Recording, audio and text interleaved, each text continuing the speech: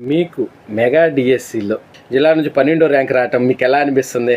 చాలా సంతోషంగా ఉందండి. ముందుగా ఈ మెగా డిఎస్సి మాకు ఈ అవకాశాన్ని ఇచ్చిన నారా లోకేష్ గారికి మా ధన్యవాదాలండి. ఇంత పెద్ద డిఎస్సి తీసి నేను ఇంత ర్యాంక్ కొడతానని అనుకోలేదు. ఈ టీడీపీ గవర్నమెంట్ వచ్చి మా అందరినీ కొంచెం సంతోషించేలా చేశారు. మా ఫ్యామిలీస్ కూడా జాబ్ కొట్టడం అనేది మేము కళ అనే అనుకున్నాము ఇప్పటిదాకా. ఎందుకంటే డిఎస్సి వస్తుందో రాదో అనే వెయిటింగ్ ఈ 6 సంవత్సరాల నుంచి. మొదటి సంతకమే డిఎస్సి మీద పెట్టి సారు ఇప్పటికి మా కళ నెరవేర్చారు. దానికి మాకు చాలా సంతోషంగా ఉందండి. అసలు పోస్టులు చూడగానే నాకు జాబ్ పక్కా అనిపించింది. అన్ని పోస్టులు, ఎక్కువ పోస్టులు రిలీజ్ చేశారు ఇప్పుడు సారు. దానికి చాలా సంతోషంగా ఉంది మాకు. మా నాన్నగారు ఆటో డ్రైవర్ అండి ఫస్ట్ నుంచి. వెనకాల ఆర్థికంగా ఏమీ లేదు. అమ్మగారు కూడా చిన్నగా ఏదో జాబ్ చేస్తూ ఉంటారు ప్రైవేట్గా. అన్నయ్య చదువుకున్నారు ఇలాగే, మాది మిడిల్ క్లాసే. తను ప్రైవేట్ జాబ్స్కి వెళ్ళి నన్ను నువ్వు డిఎస్సి జాబ్ కొట్టాలి అని చదివించారు. కాకపోతే 6 సంవత్సరాల నుంచి వెయిట్ చేసి ఇంకా మా వల్ల కాదు అని పెళ్లి చేశారు. అప్పటికి అన్నయ్య కానీ మా భర్త కానీ నువ్వు జాబ్ కొట్టగలవు, పెళ్ళయిందంటే ఇక్కడికి బ్రేక్ కాదు, చదువు ఇక అని పెళ్ళైన దగ్గర నుంచి చదివిస్తానే ఉన్నారు.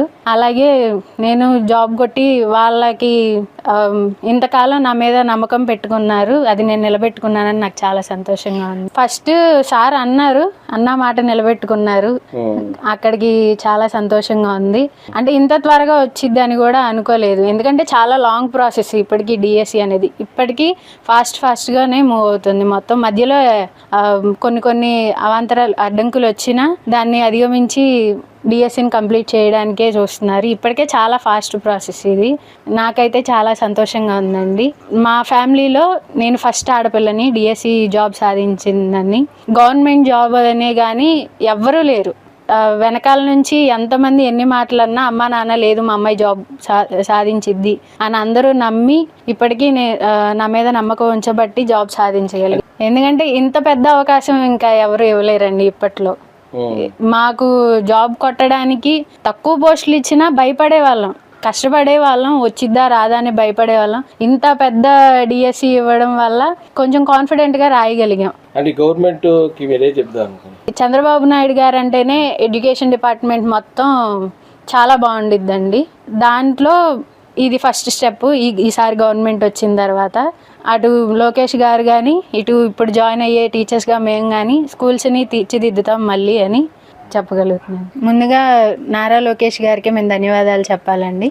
రావడమే మెగా డిఎస్సి. అదే ముందు సంతకం. దాన్ని ఇప్పటికీ చాలా వరకు ప్రాసెస్ కంప్లీట్ అయిపోతుంది. ఇంకా చాలా కొన్ని స్టెప్సే ఉన్నాయి. ఇక నుంచి కూడా ఏటా డిఎస్సి అన్నారు. మాలాంటి నిరుద్యోగులు ఎక్కువ కాలం ఎదురు చూడకుండా ప్రతి సంవత్సరం ఏటా డిఎస్సి ఇచ్చి మాలాంటి వాళ్ళని జీవితంలో స్థిరపడేటట్టు చేయడానికి ఈ కూటమి ప్రభుత్వం చాలా ప్రయత్నిస్తుంది.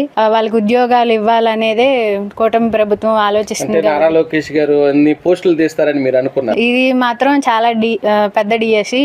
నేను 2019 డిఎస్సి రాశానండి. అప్పుడు కూడా చంద్రబాబు నాయుడు గారే. కాకపోతే నేను అప్పుడు ఫ్రెషర్ని.